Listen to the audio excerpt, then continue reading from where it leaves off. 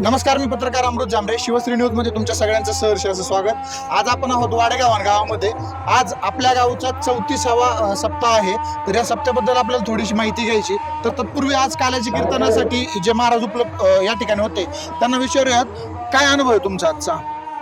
काल्याचं कीर्तन होतं.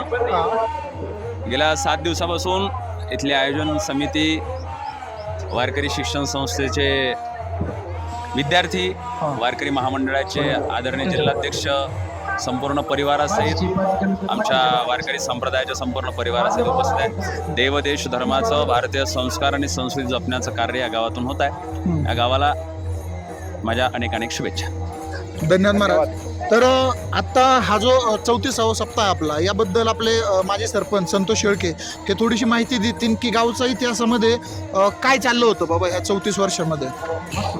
मला अतिशय आनंद होतो की अखंड हरिनाम सप्ताह वाडेगावात हे 34वे वर्ष आहे आणि जवळजवळ 34 वर्ष हा धार्मिक ज्ञानदीप तेवत ठेवण्याचं काम अनेक मान्यवरांनी केलेलं आहे.